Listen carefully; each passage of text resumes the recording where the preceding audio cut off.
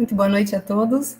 Meu nome é Natália Correia e, em nome da diretoria da IGS Brasil, dou as boas-vindas a todos vocês para mais um webinar transmitido ao vivo pelo canal Geotecnia Brasil, a quem agradecemos já pela parceria. Hoje vamos abordar um tema cada vez mais relevante e presente nas discussões do nosso setor, que é a sustentabilidade em obras de engenharia geotécnica. E temos a honra de receber um convidado muito especial, o Sr. Boyd Ramsey, um profissional com mais de 30 anos de experiência na área de geossintéticos e uma verdadeira referência mundial quando falamos em sustentabilidade aplicada em engenharia. Este webinar vai ser conduzido em inglês e contará com a mediação do engenheiro Vitor Pimentel, membro ativo do Comitê de Sustentabilidade da IGS Internacional, ex-presidente da IGS Brasil, e o colega com quem tive o prazer de compartilhar 8 anos de trabalho na diretoria. So, on behalf of IGS Brazil, thank you very much, Boyd, for accepting this invitation. It's a real pleasure to have you with us tonight. Vitor, well, thank you. I'm happy to be here.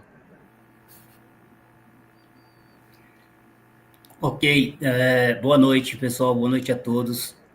É uma grande alegria, mais uma vez, estar presente no webinar da IGS Brasil, em parceria com o canal Geotecnia Brasil. Agradeço muito o convite mais uma vez, considerar essa minha presença como mediador com Boyd Ramsey, que é uma pessoa de uma referência enorme no nosso setor mundialmente, né? E, Natália, pessoalmente agradeço a sua introdução. Grande prazer também ter passado esses 8 anos com você trabalhando em prol da associação. E estamos aqui para mais um. Então, gostaria de fazer uma apresentação breve aqui, né, do Boyd, que é um amigo, né, com quem tive o prazer de trabalhar no Conselho da IGS Internacional por 8 anos. O Boyd Ramsey é líder no setor de geossintéticos, como disse, mundialmente, nas aplicações de contenção ambiental e descarte de resíduos. Ele tem atuação de mais de 30 anos nesse setor e tem uma trajetória longa, né, como ex-funcionário da GSE, que é uma das empresas referência no mercado mundial. Ao longo de sua carreira, esteve diretamente envolvido na indústria global de geossintéticos, geomembranas, GCLs, esses produtos que compõem sistemas drenantes e de filtração. Atuou por mais de uma década no Conselho de Administração do Geosynthetics Institute, incluindo um mandato como presidente do conselho deste instituto. Em 96, foi um dos membros do grupo que desenvolveu a tão utilizada e falada GM13, das geomembranas. Então, ele fez parte desse comitê que criou a GM13, que se tornou e ainda é a especificação global mais utilizada para barreiras geossintéticas. Ele é membro do Comitê Técnico de Barreira, dos Sistemas de Barreira da Sociedade Internacional de Geossintéticos, a IGS, desde a sua criação em 2010 até o presente data. Em suas funções, quando atuava no mercado na GSE, ele aconselhou e auxiliou o projeto e na seleção de sistemas de contenção em várias das maiores cidades do mundo, incluindo a cidade de Nova York, na instalação de Fresh Kills, em Hong Kong, na instalação de Nantes, que é uma obra, para quem não conhece, assim, é uma obra realmente faraônica, e em outros aterros sanitários regionais, além de centenas de outros locais de descarte municipal nos Estados Unidos e em todo o mundo.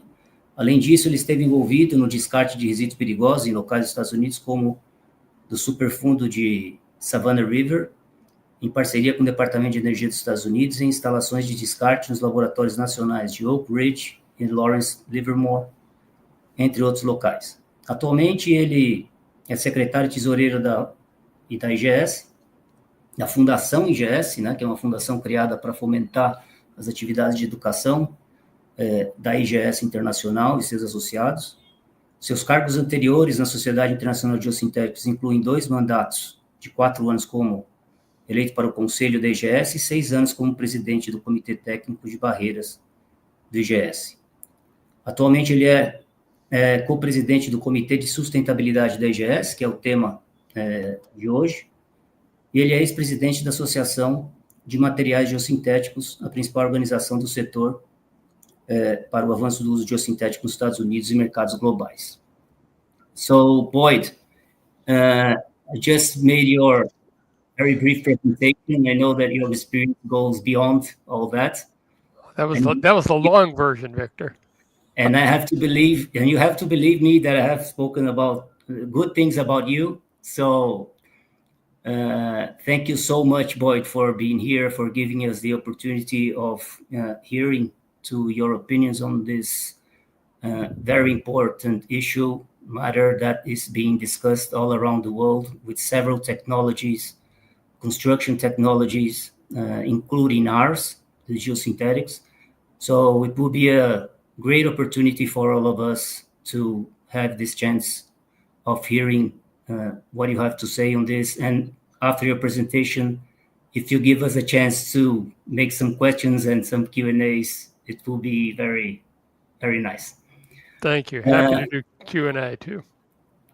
Pessoal, então vou passar a palavra para ele. A todos que quiserem fazer alguma pergunta, pode lançar a pergunta nos comentários. Tá? Eu vou depois voltar, né, depois da apresentação, e a gente vai organizar uma sessão aí de perguntas e respostas de mais ou menos 20 minutos, 30 minutos, tá ok? Fiquem todos à vontade. Boyd, thank you so much. Have a great presentation. Okay, very good. I will share my screen here. And we will, there we go. We've shared screen. So let me change over to my PowerPoint presentation. We can get my introductions going and we'll be all set. Thank you, Victor, for the kind introduction.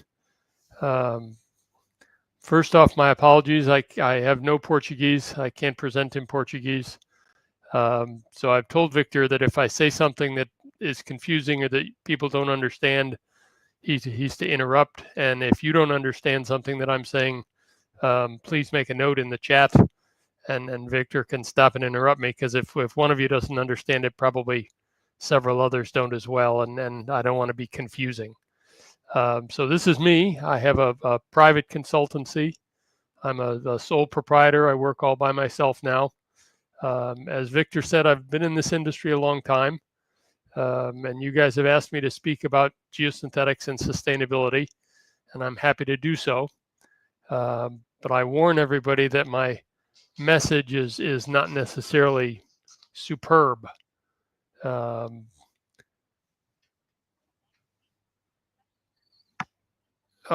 on. Okay, so let's start with the caveats. My disclaimer. This is my opinion and my opinion only. This is not the opinion of the IGS. This is not the opinion of the Sustainability Committee. You're getting just what I think. And I have some reason to say that what I'm saying is reasonable. And I'm going to start with an apology. I am part of the population and community that has and actively continues to destroy our planet. The worst generation ever. Not all our generations are very good, but my generation has been fighting sustainability tooth and nail. And I'm ashamed of much of my past behavior. The example I give: over the course of my life, I have owned 18 automobiles. That's a horrific number. And I think in history, if the human species makes it in history, when we look back, people are going to look at the car and go, oh my God, what were they doing? So I'm trying to make up for that. And one of the things I have done is chaired the IGS Sustainability Committee. I learned a whole lot there, and I continue to be an active part of the committee, and I think they're doing good work. And I've been trying to improve my personal sustainability contributions. And most importantly for you, I've done the reading and I've done the math. So I have some things to say. The other caveat I'll give you that's not written down here is I don't want anybody to leave this feeling I'm telling you what to do. I'm not. I don't have that right to tell you what to do. But I'm asking, I'm pleading, I'm begging, because all of us, every individual person on the planet, needs to change our behavior if we're going to make it. So, as an experienced speaker, you always tell them what you're going to tell them. So the first third of the presentation is my concept of sustainability, and more importantly, where I got many of the opinions and pieces of information. I'm going to recommend to you a whole lot of reading. I read a lot of books, and that's an important place to get knowledge. The middle third of the presentation is probably something that many of you have seen before, but we should be proud of. Examples of how geosynthetics is making contributions to the sustainability of our planet.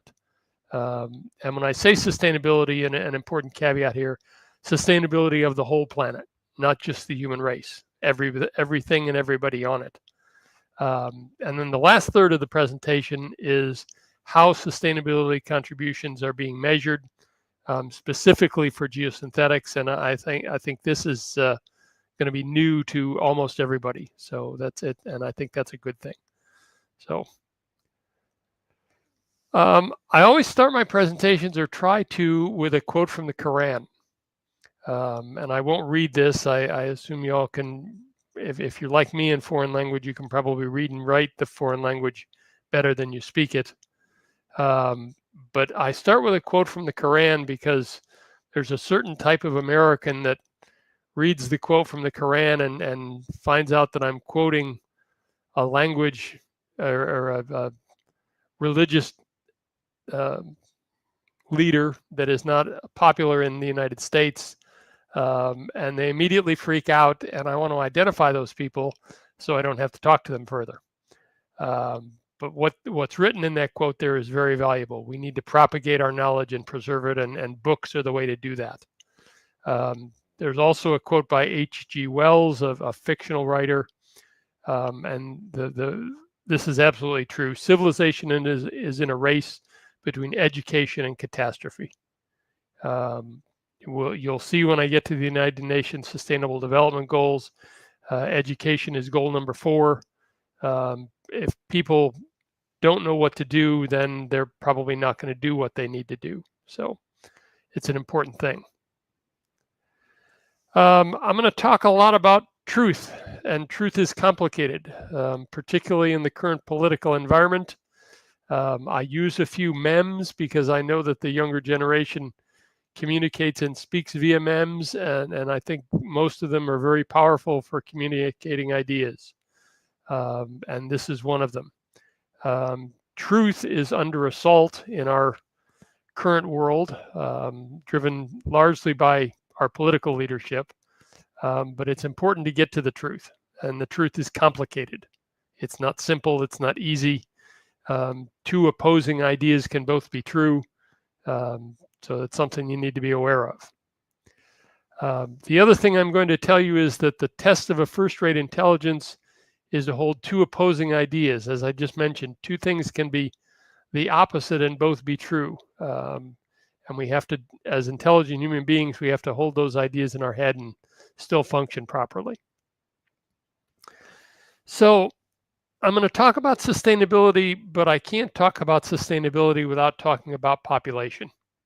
And this is a chart from the World in Data, a very good source of information. You see the web address listed on the right side in the box, ourworldindata.org. They're a very good source for numbers, unbiased numbers. And that's a good way to get at the truth, is to use numbers. So my point about sustainability here is that what is sustainable behavior for, let's say 3 billion people, which is how many people were on the earth about the time I was born. A sustainable behavior for that number of people is not a sustainable behavior for 7 billion, 8 billion, 9 billion, 12 billion. We're on the edge of how many people the planet can sustain. Some will say we've gone already past the edge and we're just waiting for the catastrophe. I hope that that's not the case. But you have to consider how many people there are. The good news on this slide is that the growth rate of our population is declining. And I think this is excellent news. We need to be a little bit smaller. When our political leaders, particularly in the United States, Vice President J.D. Vance says we need more people, and you have journalists going to Japan bemoaning the fact that the Japanese population is so old and there's no young people. And I think both of those concerns are misplaced. We need less people. If we just continue to churn out people and breed, eventually, and maybe not too soon in the future, we're going to run out of resources and we're going to start killing each other again to get the resources that are available. And nobody wants that, particularly because we've gotten very efficient at killing each other. So I'm a population reduction proponent. But you, as I said, you can't have a discussion about sustainability without talking about how many people there are. Because there's a limited number of resources. This is what we got. And in olden days, we used to think that the Earth's bounty and resources were infinite. That's not the case. And we're using them up. And I have a personal example to give you. But before I get to that, before I get to my personal example, another chart from Our World in Data that says humans aren't particularly important. This is the construction of the planet by mass and weight. And plants obviously make up the greatest variety of that. But animals are just a small portion, and humans are a very, very small portion inside that sector. But we're screwing it up for everybody, which is not a good thing. So a modesty for the human species. Okay, so here's my personal story, and I have a couple slides to help me with it. And it's not about golf. The golf ball is there for scale. It's about the material below the golf ball called rounded river rock. When I first started in this industry about 30 years ago, I was given a job selling a geosynthetic that would replace rounded river rock. And I did very, very well. And it's obviously because I am singularly brilliant and intelligent. That's a joke, by the way. I hope you're all laughing. I am not that brilliant. But I did succeed very, very well at selling the material that replaced rounded river rock. We did a really, really good job. We had massive sales growth year on year. Here's a picture of the product. It's a geocomposite product, GeoNet laminated in between two geotextiles. And we were great at selling it. And we kept building new lines, et cetera, et cetera. The reason we were great at selling it is that rounded river rock was gone. The people in the United States had consumed all that they could consume that could easily and economically be gotten. The Earth takes centuries to make this rounded non-angular stone. And in a period of about 50 years, we scooped it all up and used it. And don't think that that's not continuing with other materials. The first book I would reference to you is called Sand Stories, The Surprising Truths About the Global Sand Crisis and the Quest for Sustainable Solutions in Sand. China has a fleet of ships that go out and mine sand from the ocean and islands and other beaches. We consume sand on a massive scale, so much so that we're using it up. And the price is going up and the availability is going down. And that's something else we need a sustainable solution for. And again, my point being, this is all we've got. This is all we've got to work with. This isn't a movie. We're not going to go draw an asteroid out of the sky that's going to solve all our problems, and Captain Marvel is not going to fly up there. These are the resources available to the human race at this time, and we need to be good stewards of them and use them appropriately. My other message to you is that we're all in this together. Here's another mem. I'm not sure which guy I am, but my point being, we're all in this together. If the Amazon doesn't make it, if China doesn't make it, if India doesn't make it, there is only one planet. Our political leaders are bending now towards us and them, and not liking people again with different skin color, different religious beliefs, etc., etc.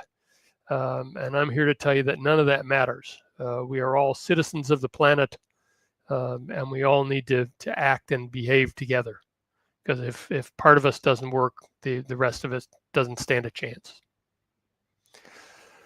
Okay, so back to my Allah quote and my book recommendations. I said I'd done the reading. I'm going to list off a bunch of books here. I hope you read all of them. I'm not optimistic that you will. I think there's 6 or 9 of them. It's a lot of reading.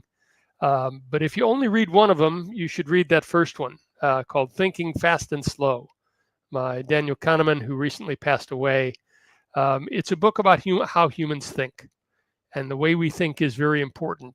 We're easily fooled. We like things in story form. And if things are in stories, if a fact is in a story and it fits within that story, we're very, very apt to believe it. And I'm going to give you an example right here. And I won't say anything for a minute, but show you this next slide.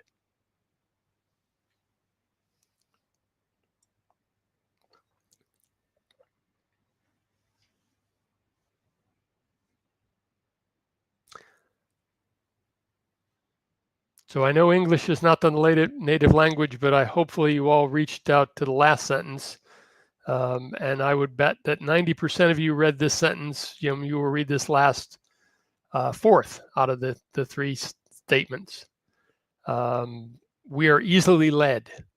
And if you don't realize how you think, you're not going to be thinking efficiently, and people who sell everything, basically everything that gets advertised, are going to fool you.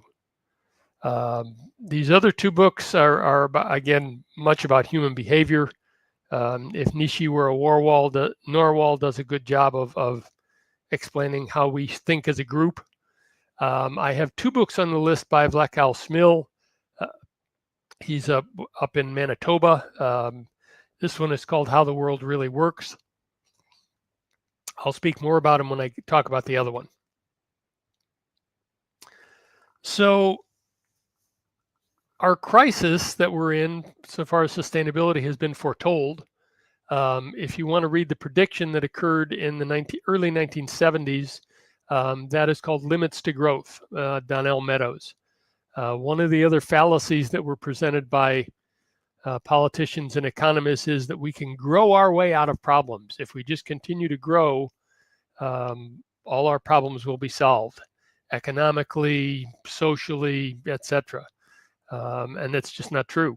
There are limits to what we have, and they did a very, very good job of predicting the current situation we're in. So it's worth a read. Difficult book to get a hold of, but projects exactly where we are now and from the 1970s. The middle book there is called What Money Can't Buy: The Moral Limits of Markets. I used to open all my presentations with the commentary that I was a capitalist. I'm still a capitalist, but the problem is there are things that capitalism can't fix. I give an ethics lecture, and there's a long example about what a national park is worth. And the answer is it's priceless. You can't put a dollar value on it. And we're destroying things to make dollars that don't have dollar values. The book on the right, Robert Reich, The Common Good, is essentially a message that we're all in this together. Sapiens is probably the second book I would tell you to read. In some languages, it's called Humans, and it talks about our history. And my God, we are awful. Everywhere we go, everywhere we've lived, we just destroy things. And we need to stop doing that. If your particular interest is global warming, David Wallace Wells wrote a good book called The Uninhabitable Earth, where he talks about the effects of global warming. And probably my best book to people who don't like what I'm saying up to this point is the Vlachal Smil book, Numbers Don't Lie. And he tells us stories, but essentially they're not stories. Essentially they're equations. And I use this to justify a whole lot of what I say. You know, the bit with the population is easily figured out on the back of a piece of paper. You have X number of people. Each person needs X number of calories every day to live in food. It takes us so many hectares to grow that many calories. And you get to that and you find out, geez, we're on the edge of what we're doing. We've done a great job technologically of protecting and expanding our food base, but we're reaching the limits. So hopefully I haven't depressed you all, but there is good news. We have a plan. A goal without a plan is just a wish. Again, one of my favorite quotations. And if you read the mem on the right, it says essentially that same thing. You have to have a plan. I hope you're a believer in the United Nations, because our plan is the United Nations Sustainable Development Goals. We have a structure of what we need to do in order to maintain sustainable development. And it's written down and organized. And the good news is that geosynthetics, the industry that you're involved in, contributes directly to these. It starts with no poverty, which is probably the best goal. Somebody who's hungry and needs to feed his family is going to do things that are maybe not in his long-term best interest, but get food on his family's table the next day, which gets to hunger, health and well-being. But when you get down to number 6, clean water and sanitation, geosynthetics play a very strong role in that. And we continue to participate through affordable energy, infrastructure and industry, sustainable cities and developments. Responsible consumption and production is personal decisions we all make. But we've got a plan, and that's very good news. If we didn't have a plan, I'd be throwing my hands up. So I'm going to show you a whole bunch of pictures. We've reached the middle third now. I'm going to show you a whole bunch of pictures about geosynthetics' contribution to sustainability, with some commentary on all of them. These are not all my photos. There's a list at the end of the presentation acknowledging photo credits. But one of the reasons I can feel decent about myself, despite the fact I've owned 18 automobiles, is that I've lucked out. I got lucky to work in an industry that makes an extremely valuable contribution to sustainability. And it starts with, the first slide is water storage. I show this slide because it's one of my favorites. I took it, which is good, but it shows the different layers of geosynthetics. And many people, even the people who use geosynthetics extensively for transportation, don't realize all the different layers that go into, for example, landfills or water storage. So I'm going to spend a couple extra seconds on this slide. Starting at the bottom left corner, you have your subgrade. That white sheet is a geosynthetic clay liner. It's used as a composite liner with the grayish sheet, which is your secondary liner. This has 2 liners. In between the 2 liners is the very black color, the geonet, that acts as a leak detection system. And then the primary liner is back in the background, the furthest one away next to the building that they're constructing, the industrial plant. So a lot of our stuff gets used together with it, and it does an extremely good job. But you need to be aware of these layers. We do a lot of water storage. This is a potable water storage reservoir. Water is becoming increasingly important. You can make the case it's probably the first resource that's going to go away, potable water. In some cases, the potable water reservoirs are covered with floating covers. This prevents transevaporation. Also, right after 9/11, there was this thing about contamination of the water supply, and it does protect against contamination, but its primary purpose is to hold on to water in arid climates. And this is probably the best and biggest example of that. Excuse me. This is an aerial picture of Palo Verde Electrical Generating Station near Phoenix, Arizona. What you see in the picture, those little blue boxes close to the middle of the picture, are nuclear power plants. Palo Verde is the only nuclear power plant in the entire world that is not located next to a river, a pond, an ocean, because nuclear power plants use a whole lot of water.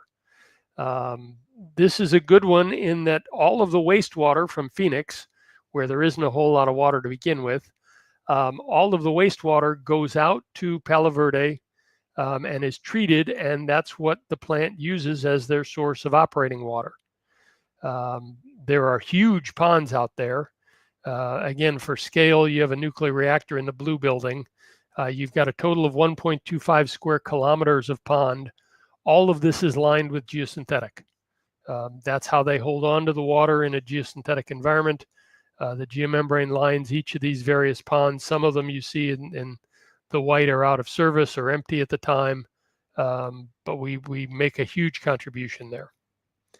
I'm going to give you a couple of technical bon mots or little presents as we go through the presentation. The first one is that the geomembranes really work.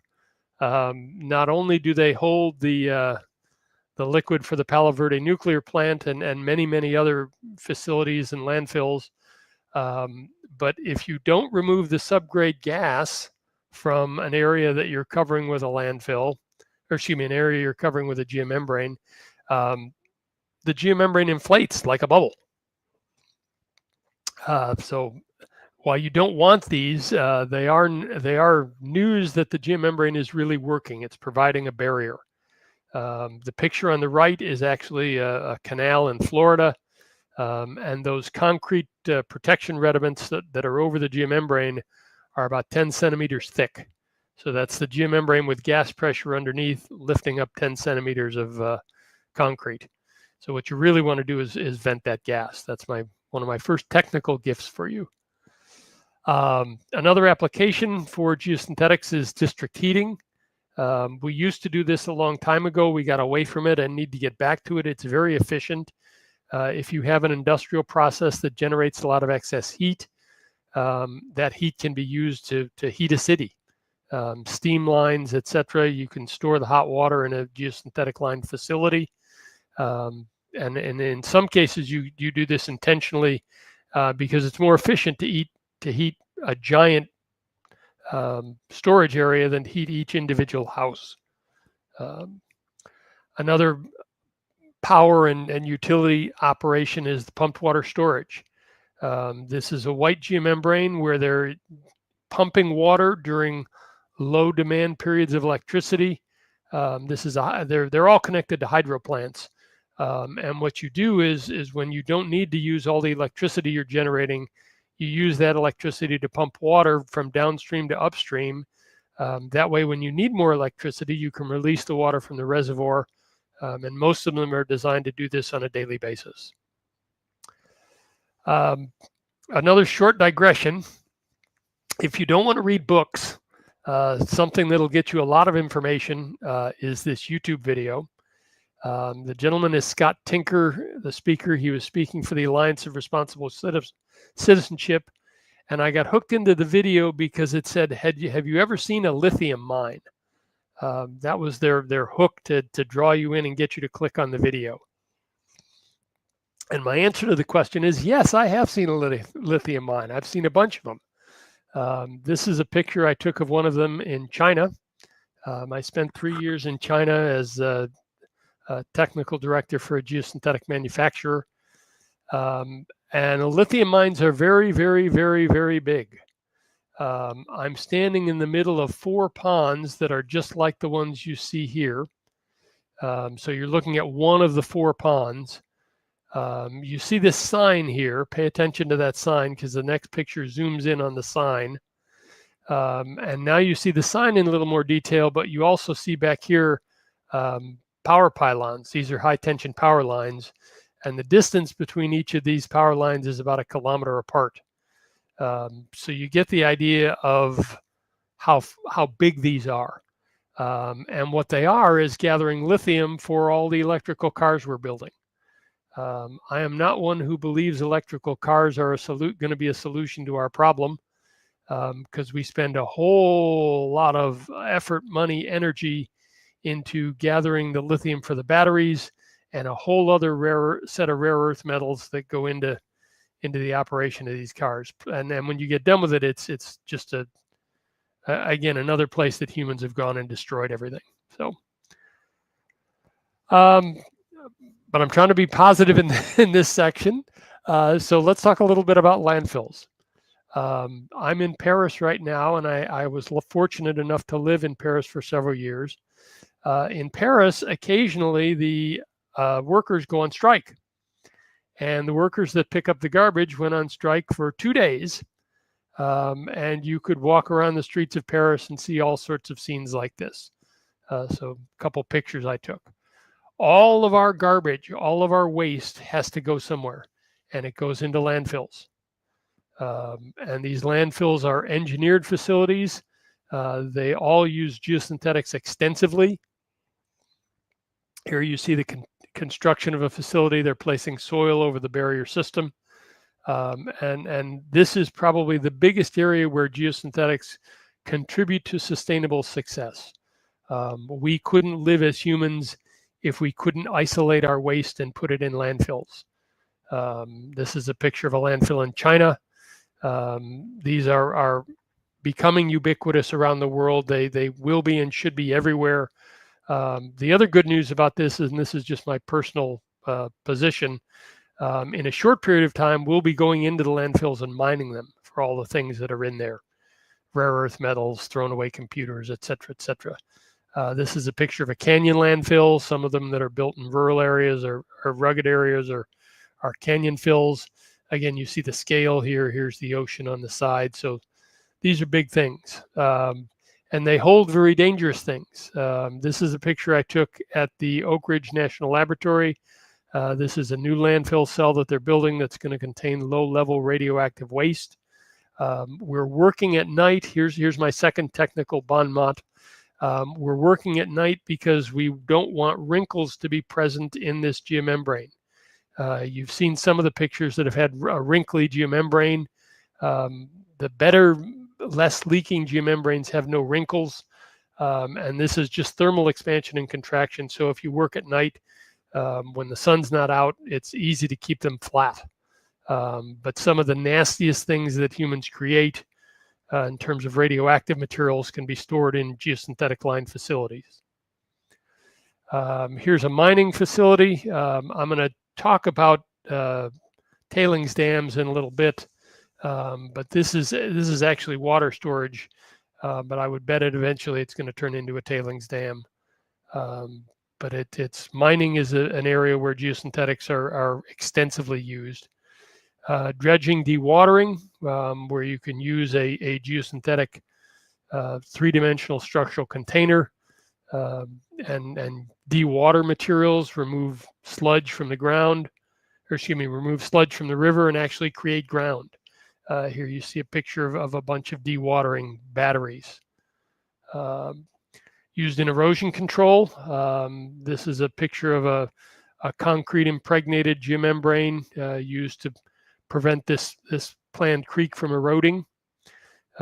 Here's the same sort of application except on a much different scale. These large walls here are manufactured with geogrid, and you have the gabions above it. Apparently in the spring, this water turns into a raging torrent, not the calm river you see, and they're protecting whatever's on the upside slope of this. We do a lot of this type of protection around our coastal areas. Here you see a combination of the sand-filled bags. Some vendors call them geotubes, which is a good description. And then you have the revimented protection for coastal erosion up here. The tides are protected by the geobags. And then high wave action, typhoon, hurricane activity up here. They used a lot in canals. It's necessary to build canals to get the water to arable acreage where we can build the food that we all need that I talked about before. Some of the largest canals are in Egypt. There's a variety of designs for them. Some use concrete, some do not. Some just use the geomembrane and soil. But these are an important place where We have learned how to move water around efficiently and economically, and again in a reasonable, responsible fashion. Plastics in the ocean are a problem, and we are plastic material, so we're part of that plastic problem. You know, my statement on that is that there's a huge difference between a technical geotextile that you'll put under a bridge that'll last 100 years and still be there after that, and a single-use plastic bag that somebody mistakenly throws away and gets swept out into the ocean. It's just a huge problem. We're polluting our oceans in an unsatisfactory and unsustainable manner. You see down here in the bottom right of the side, I've written the word microplastics, but I don't want to waste your time talking about microplastics, because it's not microplastics, it's macroplastics. You know, it's jugs, cigarette butts, all this stuff. Good news, Geosynthetics, this is a geonet that's actually attached to an end of several sewage system drainage tubes, so we're making a contribution there as well. Oh, sorry, there we go. A couple more bon mots. One about barrier integrity surveys. I mentioned that these geomembrane barriers are working well. One of the ways you do that is you conduct an electrical leak location survey over the material after you've put the soil on top of it. So you know by putting the soil on top of it, you haven't hurt the barrier system. I'm not going to explain how this works, but it's fairly straightforward technology. And you can detect holes in the geomembrane that are very, very small, even through a meter or so of soil. So it's a valuable technology, and if you don't want your barrier system to leak, you should use it. The other technical bon mot you need to be aware of is interface friction. All of these geosynthetic materials have friction angles. If you build them on a slope that's too steep, the material you put on top is not going to stay there. On the drainage side, you need to keep that drainage from being saturated, but you have to use proper design. So that's something technical you should pay attention to, because what you see on the screen in front of you is not long-term sustainable behavior. I would be remiss if I talked about sustainability and didn't mention tailings dams. My apologies to you and your country. This is a picture of a Vail site where they had a failure in January, and they had a tailings dam that slid and killed a bunch of people. Tailings dams are a nasty little secret of the mining industry, and it's not so much a secret anymore because we have regular tailings dams failures on a sustained basis. There's a gentleman named C-Mac Paulson, an engineer out of Australia, who actually puts out a newsletter where he tracks all this. I've said a couple bad things about lithium mines. Essentially, all mines, in my experience, there's a tendency for the mine to be under-designed and under-engineered, which is how these tailings dams fail. Most of these are not engineered properly, where they started piling up stuff. If you use a geosynthetic, it probably won't fail. That's not so much the result of the geosynthetic as it is of using proper engineering. But several of them are failing because even after you use proper engineering, in a quest for money and profit, people are overfilling their tailings dams, and they're just not stable, and eventually they fail. As a species, we can't continue this to happen.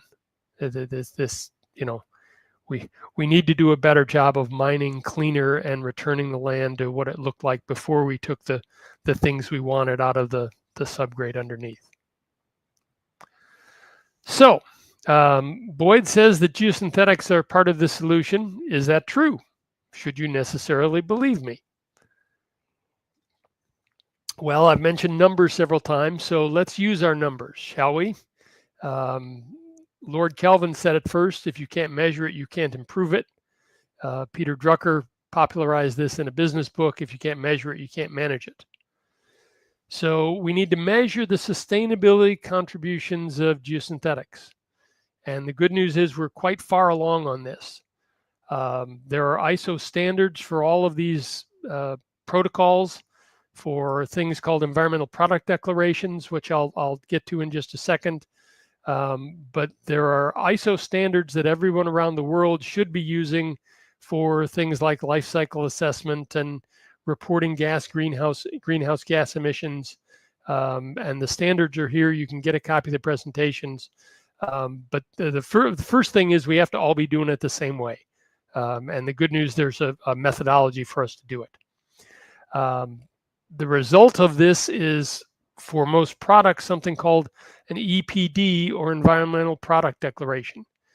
And an Environmental Product Declaration is exactly that. It declares what is used and the environmental impact of making a particular product, where the raw materials come from, how they're processed, how much electricity is used, how much waste is generated, and it's in extreme detail. So most of the geosynthetic manufacturers at this date are publishing EPDs, and EPDs are an important part of how you evaluate the total lifespan of the contribution of a material. And here's where I'm contrasting the electric car with the geosynthetic. In the electric car, once you get it to the car part, it's really efficient and really non-CO2 emitting. But making the car is a horrific process that utilizes tons of really expensive and dirty materials. So you have to look at that whole picture. And the same thing with geosynthetics. You have to go from how we make it to how it's used to then how it's taken out. So this isn't an IGS presentation, but I'm reporting on some of the actions that the IGS has done. They selected a program called One-Click LCA that globally provides a methodology for doing this life cycle analysis. They bought a multi-user license. They engaged teams, one from George Mason University and one from Barcelona, to prepare example templates. Our industry has a lot of good examples of how geosynthetics are used in sustainable behavior, but they're old and their methodology of compiling them is not necessarily identical or current. So we wanted to use this new methodology that's current, ISO-driven, EPD-driven. So we had these two university groups prepare templates. They launched the calculator in Rome. Any IGS member can use it. We're promoting it, and it's going to be a part of the IGS handbook, which should be coming out soon. This is from the group in Rome. Annabelle and Ivan are making very, very good contributions to sustainability. They're both on the sustainability committee with me. And they did an analysis. This is from a paper that they published back in 2017, which is a comparison of different ways of constructing a retaining wall. And it's a very good presentation for its time, but it's not current. It's not using the best available technology. So One-Click LCA has an analysis that goes through a bunch of stages, and this is all documented by the ISO protocols. For the raw material, that's the raw material that makes the geosynthetic, how long it takes and how difficult it is to get it to the manufacturing site where we're going to make the textile or the grid or the geomembrane, how it's manufactured, how much electricity is used, waste is generated, how that gets transported to the construction site where it's actually going to be used, how much installation and assembly is put into installing the material. The B series is how it's used. This is not so much relevant for geotechnical structures, except where you have to go in and repair them. And then the C stages are the end of life. What do you do with it when it's all over? The good news is most geosynthetics materials are made to be used for a long time. But my point to you is that this analysis that I'm about to show you is cradle to grave, from the very basic raw materials, oil, where we get the plastic from, to the end of life of the geomembrane or the geonet or whatever it is. And these are some of the protocols we use. I think I'm time sensitive, so I'm going to go a little faster. The calculation variables are complex. This is not something where you can scratch it out on the back of a notepad. You're looking at how much waste is generated when you make these materials, how far they go. Do they travel by truck or by boat or by train? The EPD draws a whole bunch of information that's used. This is a technical comparison that's worthy of the evaluation and the time you take to put into to get this evaluation. So here's what you see if you go to the one-click screen. These are 6 of the 9 or 10 examples we have, and they cover all the geosynthetic applications: landfill lining, canal lining, road construction, retaining wall construction. It's quite a broad-ranging tool. It can be used for almost anything. These are what the results look like. I'm going to go back to my example that I talked about with the golf ball and the rounded rock. This is a comparison of doing a gravel drain versus a geosynthetic drain. So this is rounded rock or rounded river rock versus a geocomposite product. And you see some of the products here. There's a nice set of videos on YouTube at the IGS Sustainability channel that explain this and how it's used. I'm just going to show you some of the highlights. You talk about how much material you use. Each of those materials per unit area has a certain CO2 emission, and it's drawing this off of the EPDs. Each of these is specific to a specific environmental product declaration a manufacturer has made. The classification of the material, how far it's transported is an important variable, and you can set up 1 or more legs for transport. The next slide goes out to the right, talks about service life, how long the material is going to last, how long its lifespan is going to be, how much wastage you're going to have in terms of installing it, if there's going to be any repair process, whether it's a plastic-based material or you landfill it at the end of life process. It's really thorough, and again, draws on these EPDs for background information on the materials that are used. And in this case, you see a bunch of numbers here. I'm going to go through some screens showing the results. The good news, the thing that you should feel good about in terms of CO2 emissions in any case, and you can do this for CO2 and water and power usage, but in terms of CO2 usage, the blue bar there is the gravel drain, and the yellow bar there is the geosynthetic drain, which emits probably about 1/3 of the CO2 of doing this design with the traditional gravel materials versus the geosynthetics. And all of them have this sort of result. When you look at it, you find that the geosynthetic is 10% or 15% or some dramatic difference between the traditional construction method, especially in terms of CO2 reduction. You can slice this data 8 ways from Sunday. This is that same data, but now it's being presented going through the lifespan. This blue bar is the raw materials, and then you have the transport in orange. It takes a lot of trucks to move this gravel around, so their transport contribution is huge. Energy consumption. So there's a great deal of information on how you want to evaluate it. This is global warming in terms of CO2 for the various materials. This is the same thing showing through the lifespan. And again, sorry, this one's for fuel, showing fuel consumption. But my point being, there's a whole bunch of different ways to evaluate this. And this is what you should be doing if you want to say, my product, my material, my site, my construction is sustainable. And again, there's a whole bunch of different cases that you can look at. So this is available free of charge to IGS members. You can look at the templates. You can play with the templates a little bit. This operates within one-click LCA. User training is necessary. This is not something that you're going to just jump in and pick up immediately. I am not as software enhanced as most of the young people are these days. Took me about 6 hours to get this to where I could do what I wanted with it. Somebody who's more familiar and has been using computers since their birth could probably do it in 3 or 4 hours, or maybe less. But the most important thing is that this provides a measurement of geosynthetic benefits using current best practices. You're using ISO, you're using standardized practices. And in every case, when you do this analysis, you find out that geosynthetics are more sustainable.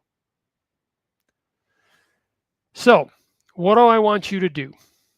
And again, I can't tell you what to do. I'm asking you to think. First, think about how you think, and read and act. I'm just one guy. There's a big planet. But I firmly believe that the next 2 quotes I'm going to show you, a man who removes a mountain starts by carrying away small stones. The small little actions that all of us do on a daily basis add up to something, because there's billions of us. So it's important. And I also believe that nobody made a greater mistake than he or she who did nothing because he or she could only do a little. Again, there's billions of us. What each of us does, it may seem like it doesn't matter, but it actually does. So what can you do? You can make wise and informed consumer choices.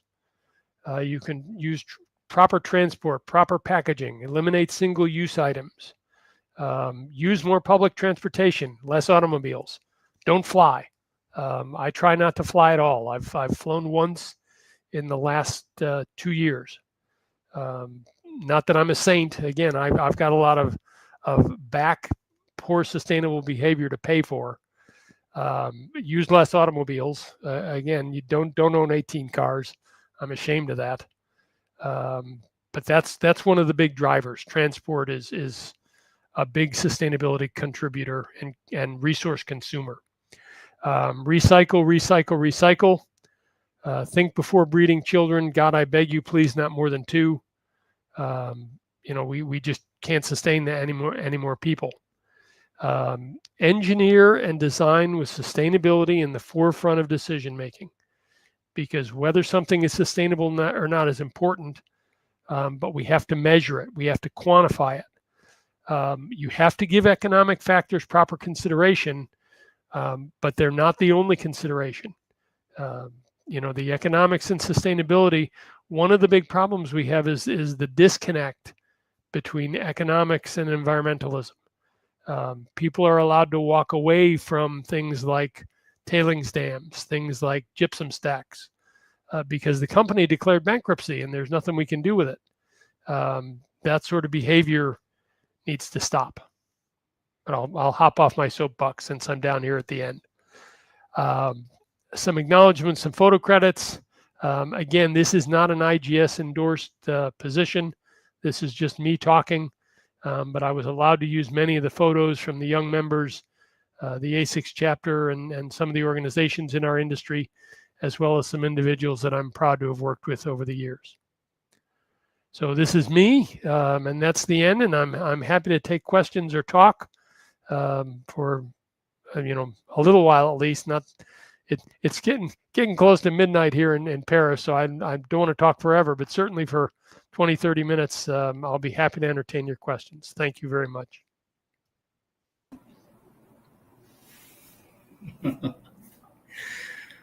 Thank you, Boyd. So nice.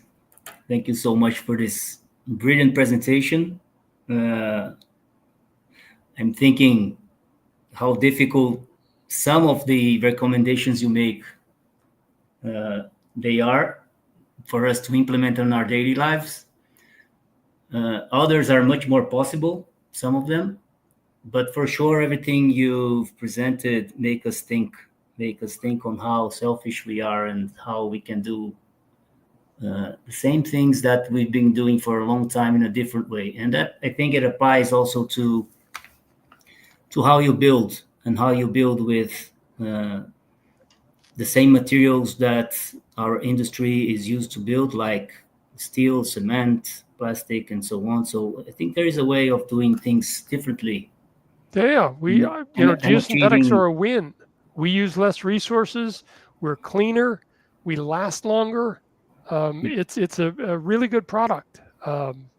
And back to your first comment, Victor, it's not an all or nothing thing. I'm not saying that you're a bad person if you don't want to go live in a cave and eat celery. But here's the example I give. I was, and again, I'm not brilliant, but I just got lucky in this case. One of the first big oil spills was called the Exxon Valdez. Happened off the coast of Alaska. The captain was drunk. He drove his ship into the coast and spilled oil all over the ocean. I was about 9 years old. The next day, my dad went to buy gas for the car, and he pulled into the Exxon station. And I was just incensed. I was like, "Dad, what are you doing?" And if everybody had stopped pulling into the Exxon station the next day, we never would have had another oil spill. It just wouldn't have happened. Sure. So all of our individual components make a contribution. And again, it's not all or nothing. I don't expect leaving this that, people are going to stop flying. Of course. But you don't need to have 18 cars, but perhaps 8 is enough.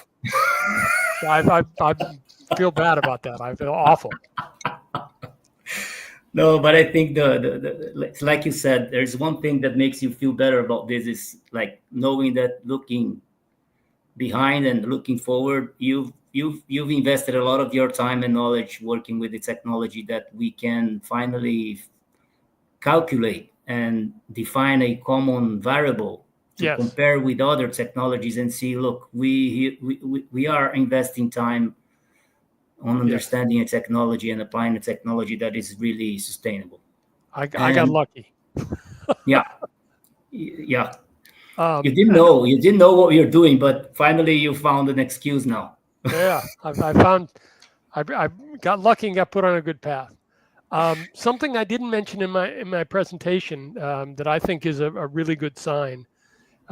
We gave a seminar in the Netherlands. And in the Netherlands, they have a system for evaluating public works projects. Okay. And the environmental contribution and sustainability contribution is a part of that. And it's valued at 20% of the total decision process. So in other words, if you're building a bridge and the bridge costs a little bit more, but you can build it and it lasts longer, has more sustainable contributions, lower maintenance costs, et cetera, you can build the bridge that costs more because it's a better bridge. It's that's something that I'm really happy with and I'm trying to promote. I watched your presentation on that seminar, and I remember that someone, I don't know if they were from the Netherlands government, but I remember they mentioned that, and that made me really positive about the future. And what you just said has everything to do with a question that just came in by someone you might know, Professor Enio Palmeira. I'm honored. He's here watching us, and his question is, well, first he says, "Dear Boyd, congratulations on an excellent presentation. Just a question. When, if ever, do you believe sustainable engineering solutions will become mandatory rather than simply desirable?" So I think it's what he was just saying, right? Yeah, and Professor Palmeira, thank you for giving me an hour of your time. I appreciate it, particularly coming from you. As this goes back to my slide on a race between education and catastrophe. If I had my way, we would start doing this tomorrow.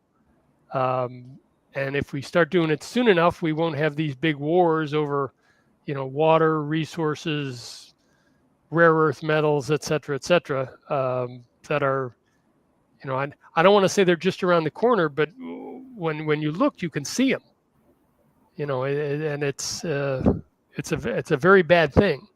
But the thing that we need to do is the thing that I described in the last third of the presentation. These have to be ISO standards that are quantified, that are measurable, that are verifiable, I didn't mention this about the EPDs, but the EPDs all require an independent inspection and verification of what the companies are putting out. You got to do it that way. Otherwise, it's just, hey, my stuff's better. Yeah. We have to take out that miracle part of the geosynthetic, right? Like that we've used so much along the time, like the geosynthetic solves everything, and we show the data sheet and say, oh, my product better than yours. Let's talk about real. Yeah, you got to prove it. You got to prove it with numbers and ISO protocols, and it can be done, and the IGS is helping to do it. Boy, to your point about reading, and I love the books that you've indicated.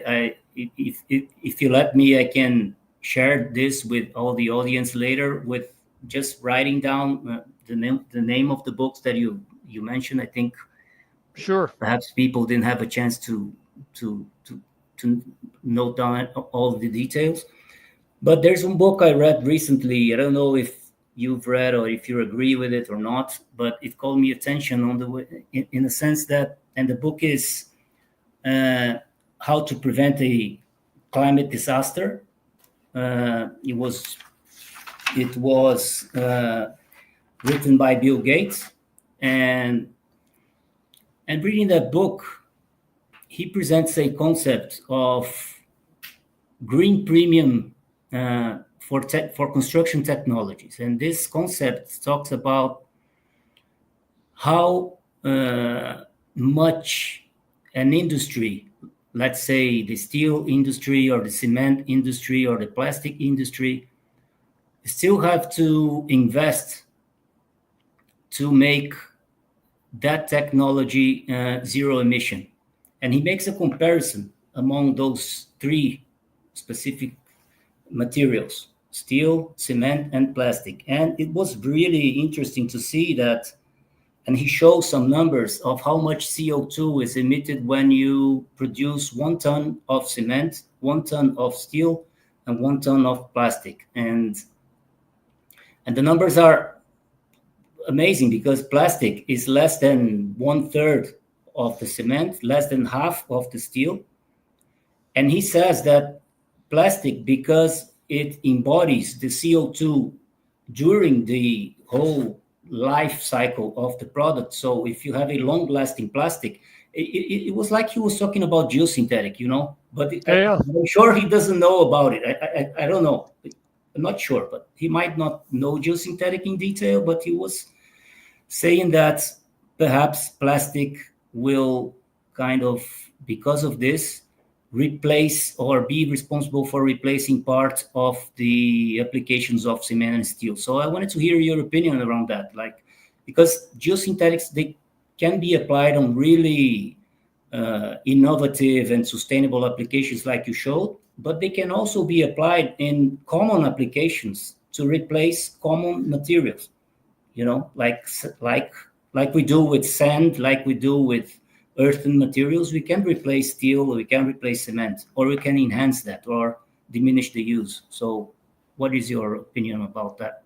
I think you're absolutely correct. There are things we're not going to get away from using those materials. We need them, but they are no longer the most efficient material for, let's take the example of a retaining wall. The only place you really need concrete on a retaining wall is for the surface face. All of the other materials can be accomplished with geogrids, with high strength geotextiles, and it builds a better wall that's cheaper, that goes in faster, that has less CO2 emissions. It's concrete is a mess. Excuse me. If you read that book I referenced about the sand, that's where all the sand is going. It's going into concrete. The concrete uses 80-90% of the sand that we're taking out of the places where the earth has put it. Oh, that's interesting. Yeah. That's a huge number. Yeah. And concrete is a mess. like there is another, like in Brazil. In Brazil, we have Latin America as a whole, I think, but in Brazil, we have a lot of like walls, soil nating walls in cut situations that we do a lot of shotcreting, and shotcrete, they are horrible, right? Like they don't look nice. They are like a scar in the middle of, and we are a tropical country, so sometimes you see that beautiful landscape with a huge, shotcrete in the middle of it.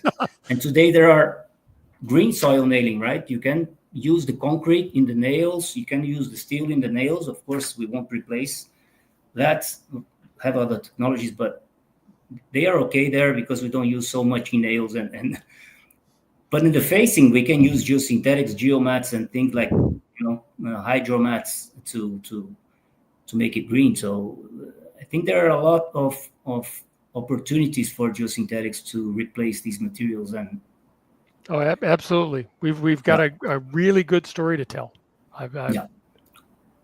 Very There's happy another with question here, Boyd, Yes. by Professor Portelinha, Fernando Portelinha, from the Federal University of São Carlos. Hi, Boyd. Thanks for the presentation. And he asks, how has it been to separate sustainability from costs in the US? I think that applies to other markets also, right? But what has the market been willing to pay for sustainability? And how challenging has this been? Well, first off, hi. I've interacted with Professor Portolina before with my IGS Foundation hat on. So happy to see you, and thanks for being here. Okay, I didn't address this in the presentation, so I'm going to try and address it very simply now. Our problem as a species is we've allowed the economic costs to get separated from the total costs. Yeah. And I'll use a personal example from my life, gypsum stacks. When you make fertilizer, which is necessary for growing plants, the side product of that is a chemical called phosphogypsum. And you can put it in wall boards, but it's really not good for very much. In Florida, there are about 100 hectares of phosphogypsum waste that have been piled up, and the owner didn't make economical plans for what to do with it, and in fact probably never intended to do anything with it. And then the owner declared bankruptcy and said, "Oh, I'm sorry, we've taken all the money out of the company, we're no longer profitable, we're bankrupt." Well, what about this giant pile of phosphogypsum you've left there? And you can extend this to all sorts of, you can extend it to tailings dams. We do it as a species now with things like tires and refrigerators. You can't just throw away a tire. When you change the tire on your car, you're charged a small surcharge because that takes money and effort and energy and things to get rid of the tire or a refrigerator or whatever appliance you're trying to throw away. But when you go buy tires, in some countries you're charged for this, but in some countries you're not. So our economic system is failing us because the price of a thing in many cases doesn't represent the true cost of that thing over its lifespan. Perfect. Okay, I'm going to pound on cigarettes. Cigarettes are another good example. The health costs of cigarettes are huge, but has anybody calculated the costs of all those little filters that people throw out into the street? Those filters go out into the waste system. They get put in your wastewater treatment system. They have, the true costs, and then maybe the cigarette thing is a bad example, but the true costs of things and their economic costs aren't really as well connected as they should be. The sustainability component of it isn't there, and it needs to be. Nice way of thinking. There's one phrase that you mentioned: capitalism can't fix everything. And I think us taking part of a an industry that I think most of the people here that are watching, and nearly all the people that work with geosynthetics, I think we are kind of capitalists, right? Because we sell goods and we specify, and we are involved in this way of living and making business and so on.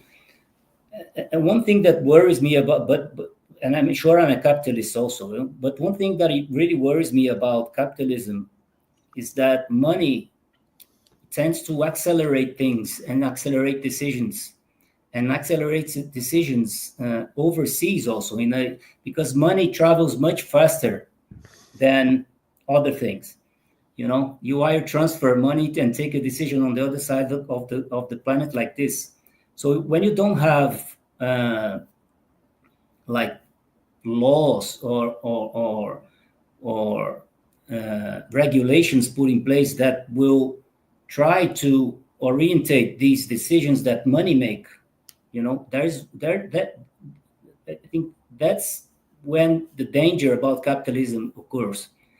And one thing that made me positive about like the Paris Agreement is that the Paris Agreement joined 196 nations at the time, and they all came into an agreement that, of course, was part of it political, part of it was social, part of it was financial, and in average, all these nations together, they define goals, and we are trying to go after those goals, of course. And I'm sure that we won't achieve those goals as we planned, in the same speed and velocity that we planned, the reductions of CO2. But the fact that everyone took the decision together, and that decision is not only financial and is social also, and political, that makes me a bit more positive about the way we are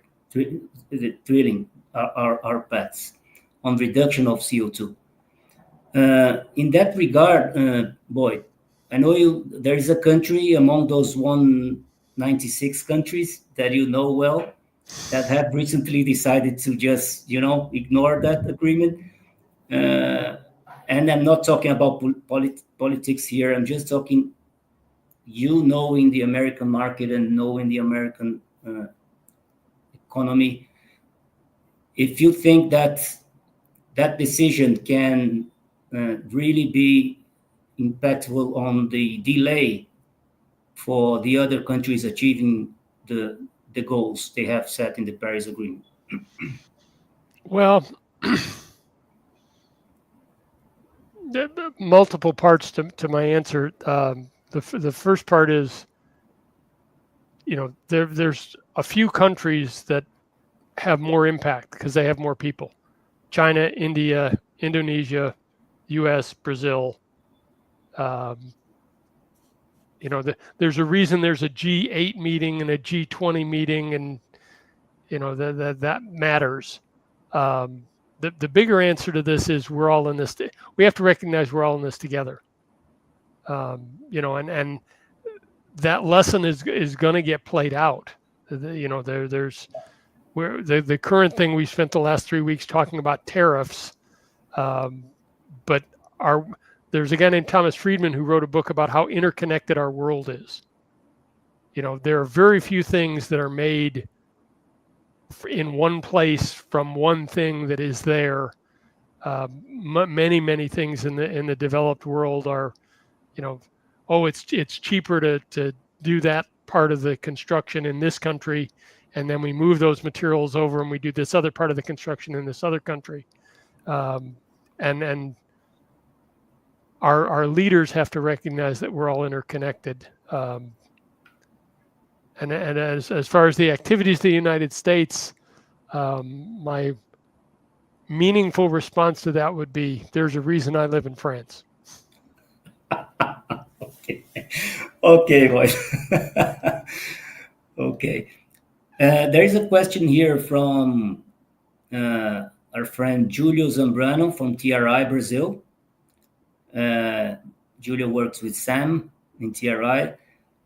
Do you know of monetary incentives for companies to apply sustainable actions and having the sustainability calculator as a tool for it or other tools? Not on the strictly commercial side. Where we are right now in most countries is for public works projects, things that are paid for with government money. You have to have things like environmental impact statements, et cetera, and those are drawing more and more to sustainability. So it's happening on the public side. It needs to happen.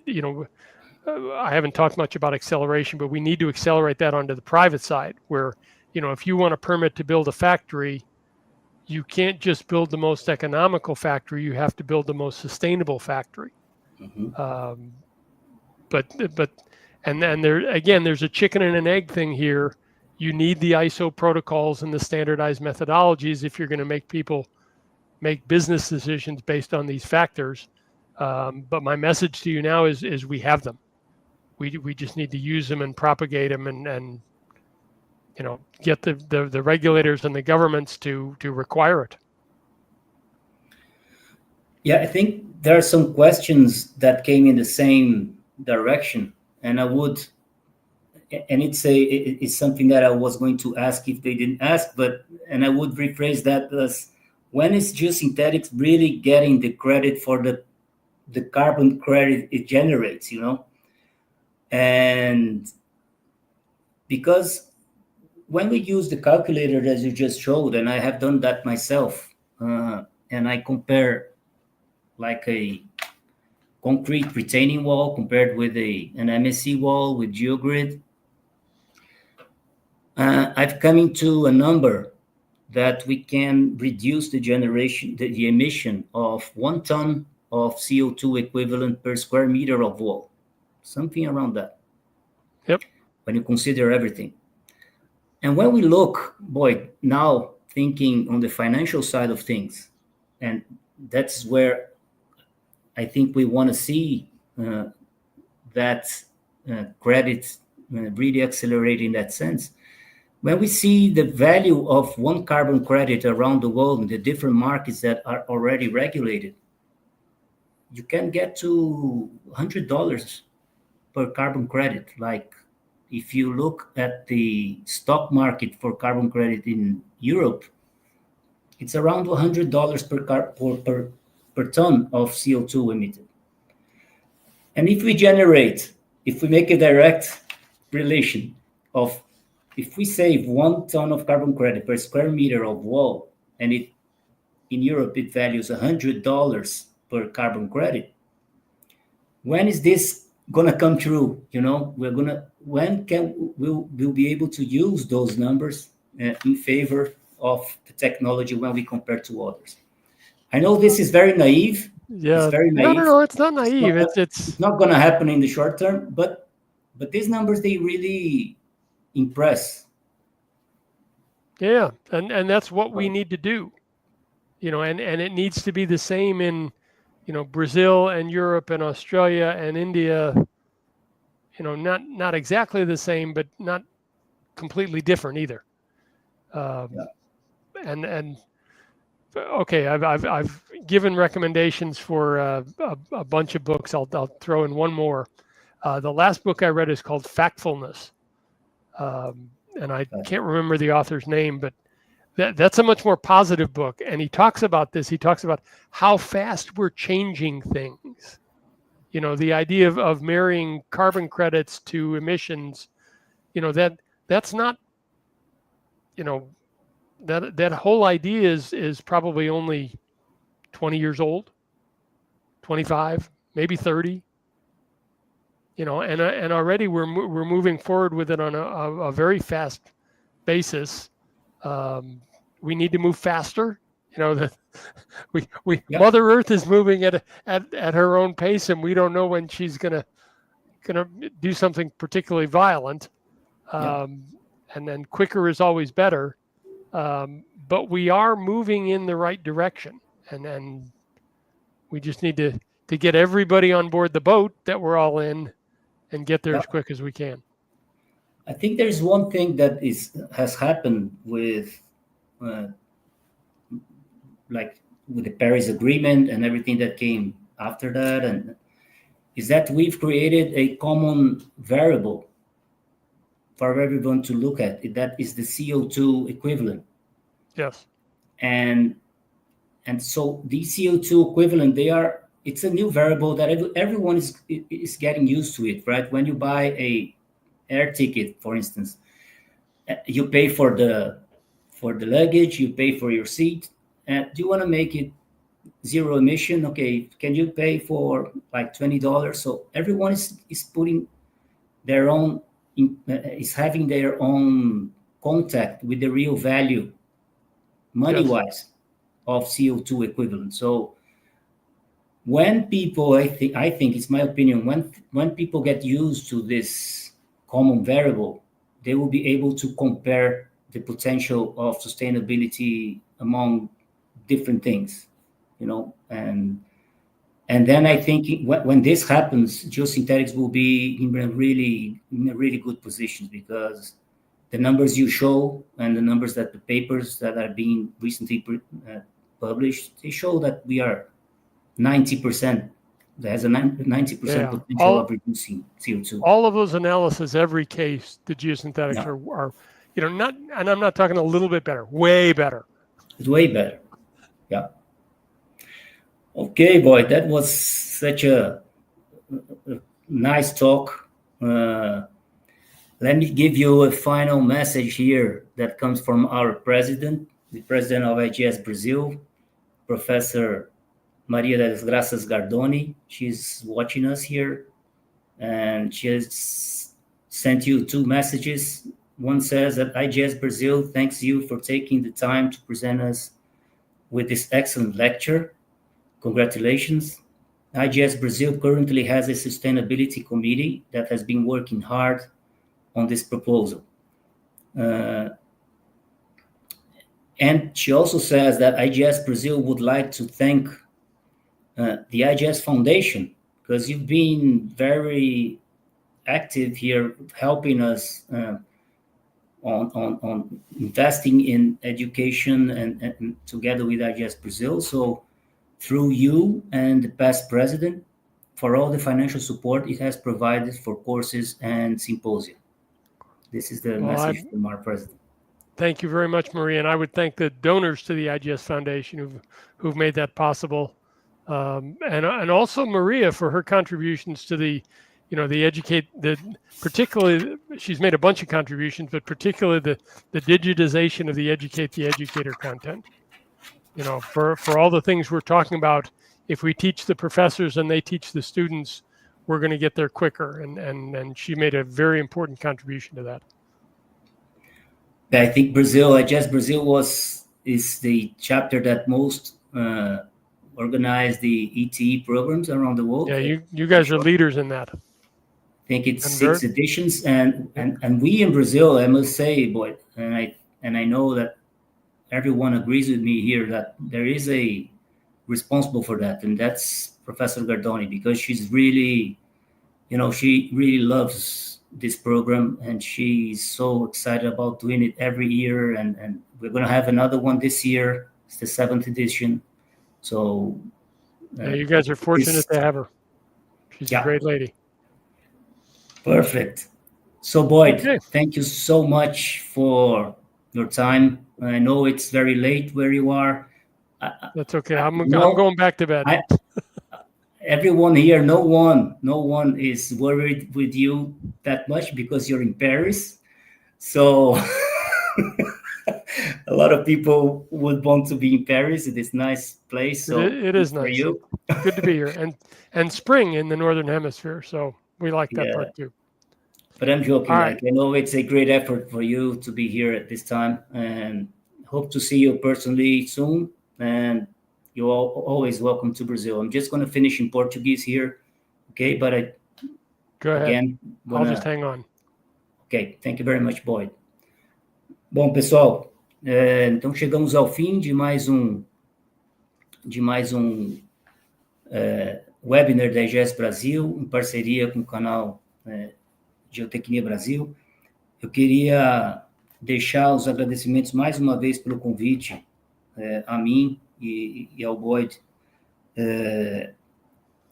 para a IGS Brasil, para o canal Geotecnia Brasil, especialmente para o Comitê de Sustentabilidade da IGS Brasil, na pessoa da Emília, que está fazendo um trabalho magnífico aqui no Brasil. Convido a todos os sócios e não sócios a conhecer o Comitê de Sustentabilidade da IGS Brasil, entrar em contato com a Emília. Ela está fazendo um trabalho realmente...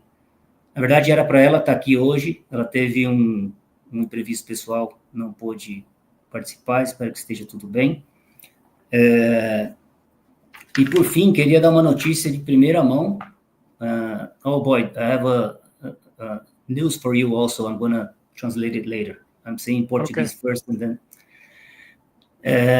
uma notícia em primeira mão que chegou hoje, né? Hoje nós recebemos a confirmação, a aprovação do comitê da ISO TC 221, que vai ter a sua reunião anual aqui no Brasil.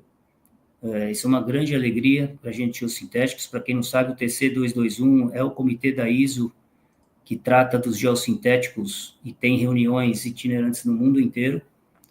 E dessa vez a gente conseguiu trazer para o Brasil, era um desejo do comitê, né, pelo reconhecimento do trabalho que a IGS Brasil, as associações afins, a BINT, né, toda a comunidade de geossintéticos vem fazendo e que vem trazendo resultado e aparecendo para o mundo, né? Então, essa reunião vai ser em novembro, provavelmente entre os dias 18 e 20, em local a ser definido ainda.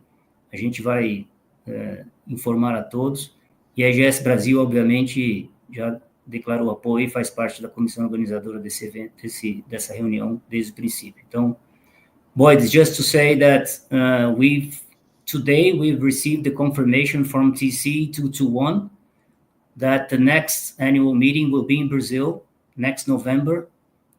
This just arrived. It's a very recent news. Oh, good. Congratulations. Yes, it will be in Brazil. We still, it's so new that we don't even know in what city it will be because we just received the confirmation, but the date will be around 18 to 20 of November. Okay, so we'll keep you posted and updated on that. And perhaps it would be really nice to have you in person here in Brazil in this opportunity. Well, thank you for the invitation. Ok. Bom, pessoal, boa noite a todos. Muito obrigado pela presença de todos e até a próxima. Obrigado.